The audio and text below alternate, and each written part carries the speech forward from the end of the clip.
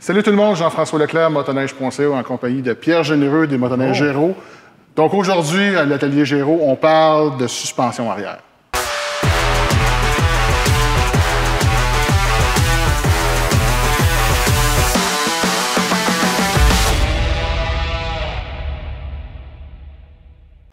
Donc Pierre, on va parler de suspension arrière, une autre composante qui est hyper importante pour la performance puis l'expérience de conduite d'une motoneige.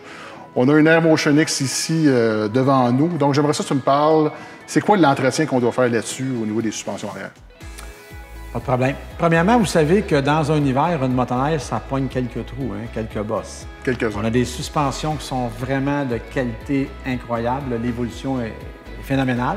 Mais il y a quand même des petites pièces d'usure qu'on doit vérifier. Alors, quand vous apportez votre véhicule ici pour un entretien, la meilleure chose à faire, c'est d'enlever la suspension sur le véhicule. Le technicien va être capable d'aller voir plus en détail puis de voir vraiment ce qui est dû être changé ou non.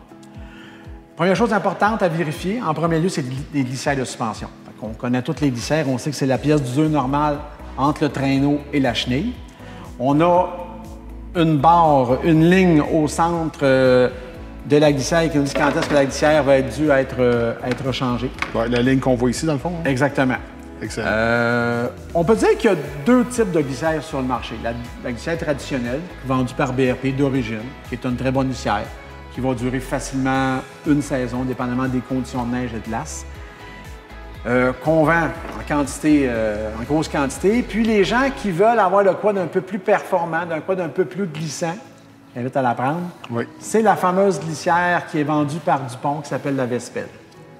Alors, je ne sais pas si tu vois... Oui, il y a comme en bon français, des inserts de... Exactement. Alors ça fait que la glissière va durer pratiquement la vie de la motoneige. OK. Puis vous voyez aussi, il y a des petits trous. Ça fait un genre de lubrification. La neige va faire des passages pour lubrifier la glissière. Ça, c'est un produit haut de gamme, c'est un produit dispendieux. C'est pas tout le monde qui va acheter ça, mais ça a le fun aussi de le montrer aux gens de qu'est-ce qu'on peut faire. Avec plusieurs remplacements de lisse ordinaire, est-ce que celle-là, est-ce que les gens rentrent dans leur argent? Oui, parce que je vous dirais que ça va durer au moins minimum 5 fois qu'une lisse traditionnelle. Okay. C'est important. Alors, quand vous allez venir ici au comptoir, d'en parler avec les gens du service, savoir, dépendamment du budget, s'ils veulent opter pour une glissière de haute qualité ou une glissière standard qui fait la job et qui va durer à peu près une saison, là, dépendamment des conditions. OK, mais ce que je trouve quand même intéressant de ce liste-là, c'est vraiment les trous pour la lubrification. Absolument. Parce qu'on sait, dans le fond, c'est la neige, l'eau qui est produite par la friction, la chaleur, bien, va venir vraiment lubrifier. Puis, par expérience, pour déjà avoir collé des slides en sentier, c'est pas intéressant, donc on veut vraiment avoir une bonne lubrification. Excellent. Donc, Pierre, là, je vois aussi une composante qui est super importante, que moi, je remplace sur toutes mes motoneiges neuves, c'est vraiment le ressort. Absolument. C'est quoi l'impact du ressort? C'est quoi sa fonction au niveau d'une suspension arrière? Bien, premièrement, le ressort de la suspension fait que la suspension va reprendre sa position normale, parce qu'on sait que c'est l'amortisseur qui amortit le coup. Oui. Mais le problème qu'on vit avec les ressorts aujourd'hui, c'est qu'au bout d'une saison, la suspension semble affaissée, semble écrasée. Les fabricants de motoneiges, dont BRP, fabriquent des ressorts pour avoir une balade smooth ou une balade ultra confortable. Certains gens, bien, en termes de poids, sont un peu plus lourds. Certains gens vont rouler à 2 personnes. Alors, c'est là que vient en ligne de compte qu'au bout d'une saison ou deux, avec un ressort traditionnel, tu vois que quand vous reculez le véhicule d'une remorque, le flap à neige en arrière, le garde-neige va se prendre en dessous de la chenille. Ça, souvent, c'est un indice que notre ressort va s'être fatigué. Même si on a mis nos positions de réglage de 1 à 5, on les a mis à 5, Ouais. on sent que la suspension, comme qu'elle est construite, elle ne cogne pas dans le fond, mais on sent que c'est plus abaissé. Alors, en mettant des ressorts neufs, puis nous, on suggère aux gens que si ils ont un poids à peu près de 175 livres et plus. Ce qui est mon cas. Et voilà. D'investir sur des ressorts qu'on appelle, nous autres, de catégorie heavy duty en anglais, Ouais. qui sont plus robustes, qui ont un angle qui est différent, qui ont une rod qui est beaucoup plus grosse, qui va faire que le véhicule va se tenir beaucoup plus haut. Oui. Ça va nous permettre de rouler avec des cams, des positions de réglage à 1 ou à 2, puis qui vont durer beaucoup plus longtemps. Dans le fond, c'est un investissement qui est quand même intéressant. C'est pas très dispendieux aussi. Ben, en termes d'investissement, je pense que c'est vraiment pertinent parce que si on sait qu'une motoneige, Normalement, ce qu'on veut, c'est avoir entre 2 et 3 pouces de flexion, si on peut dire. Une fois qu'on est assis, tout habillé, puis même si on a des sacklings, bien, c'est important que ce soit représentatif du poids quand on est en sentier. Donc, d'avoir des amortisseurs, plutôt des ressorts qui nous permettent d'être dans ce range-là, bien, avoir une motoneige qui est beaucoup confortable à conduire. Oui, mais la chose est importante que les gens ne savent pas, c'est que même si vous mettez des ressorts de qualité supérieure qui va faire que notre véhicule va se tenir beaucoup plus haut, il faut que quand on est assis sur le véhicule en condition dans les sentiers, exact, que notre garde-neige soit très près du sol. Hein, exact. Parce que tu sais pourquoi? Ben oui, c'est pour le refroidissement. Exactement. Effectivement. Donc, on veut, oui, qu'il soit près du sol, justement, pour que je pense dire le vacuum, la turbulence de neige s'en aide des radiateurs. Là. Donc, un flap qui est trop haut, c'est pas bon. Un flap qui frotte à terre, c'est pas bon non plus. Donc, on veut vraiment qu'il soit le plus proche possible sans toucher. Là. Absolument. La plupart du temps. On vit le problème des gens qui sont peu habitués avec la motoneige, exemple, qui vont louer, exemple, une motoneige chez nous, qui vont louer un enduro avec une sonde automatique, qui vont s'amuser à augmenter la position maximum au niveau de l'amortisseur. On sait que le garde-neige va être beaucoup plus haut. Puis souvent, ces gens-là appellent et disent « Hey, j'ai un problème avec le véhicule, il indique surchauffe. » Puis souvent, les gens, ils ne savent pas ça. C'est bien important. Autant pour la lubrification au niveau des glissières que pour le refroidissement au niveau du moteur.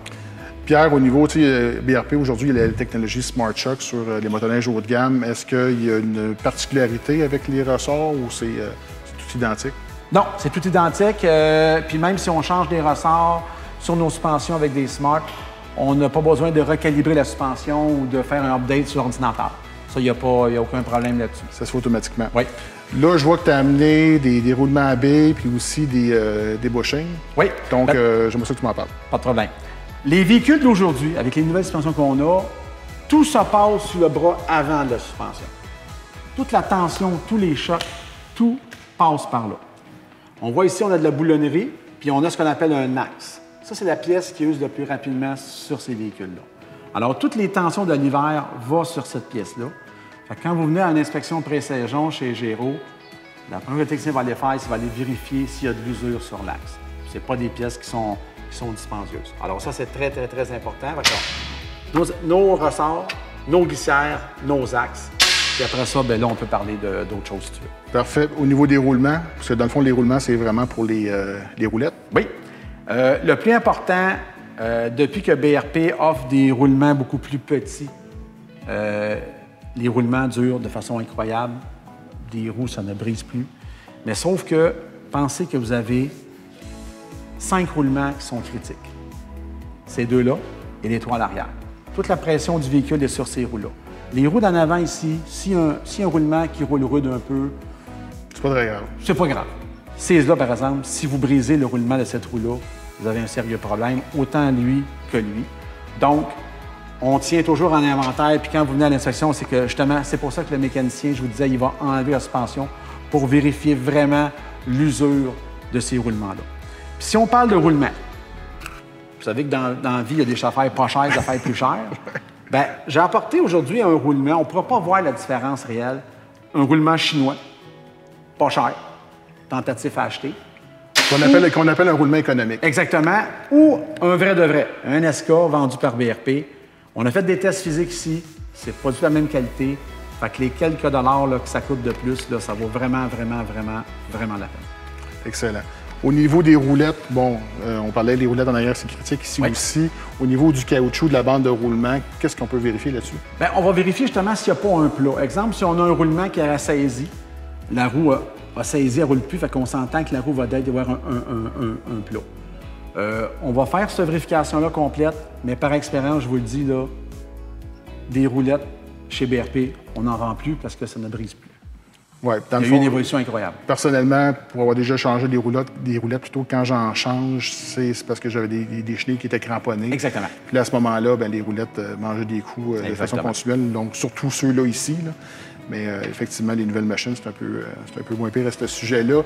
Dernier point, au niveau de la chenille, bon, là, on parle de la dynamique du véhicule, suspension arrière, de la chenille, de l'ajustement. C'est quoi l'importance d'avoir une bonne chenille qui est ajustée? Une chenille qui est ajustée trop serrée va faire une usure prématurée au niveau des glissières. Ça va faire un véhicule qui va être beaucoup plus tirant, qui va freiner par lui-même, qui va être moins performant. Une chenille qui est beaucoup trop lousse, beaucoup trop molle, va nous créer d'autres problèmes qui peuvent facilement dérailler. Donc, l'important, là, on prend vraiment les spécifications du manufacturier, puis on parle aussi avec le client, voir qu'est-ce qu'il fait avec le véhicule. Si on parle d'un véhicule, c'est d'une expédition, qui a beaucoup de débattements, qui c'est une chaîne de 20 pouces, bien, les techniciens ici savent par expérience qu'ils vont y aller un peu plus lousse. Ils vont la lousser un peu, parce que l'angle d'attaque fait que les glissières usent rapidement, puis en mettant la chenille un peu plus lousse, on diminue cette usure-là. Fait que c'est vraiment l'expérience qui va faire une différence, mais oui, c'est très important. Puis, tu n'as pas parlé encore, je pense, des amortisseurs, JF. Hein? Non, on peut en parler. Et voilà. Alors, tu sais que sur le marché, tu as différents types d'amortisseurs. Oui. Tu en as qui sont démontables, puis d'autres qui ne sont pas. Souvent, il arrive des gens ici, puis le véhicule est complètement écrasé. Là, si tu lèves le véhicule, la suspension vient avec. C'est que l'amortisseur, il est gelé. Certains amortisseurs qu'on a tantôt, ils peuvent être rebâtissables. Alors, on a tout ce qu'il faut ici en atelier pour rebâtir nos amortisseurs. Puis certains ne le sont pas. Alors, puis un amortisseur, avec les années, si on parle d'amortisseur de performance, bien, la performance diminue. Fait que là, on peut faire rebâtir, changer les huiles, changer l'azote pour avoir une performance puis une suspension qui est vraiment là, fantastique. Excellent.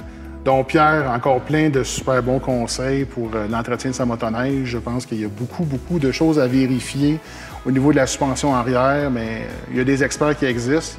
Il y a des experts, des techniciens spécialisés chez Motoneige Géraud. Donc, Pierre, dans le fond, c'est où Motoneige Géraud? À Saint-Jean-de-Mata, au 2050 route Louis-Cyr. Alors, venez nous voir. On a tout ce qu'il faut en inventaire pour vous passer une belle saison de motoneige. Excellent.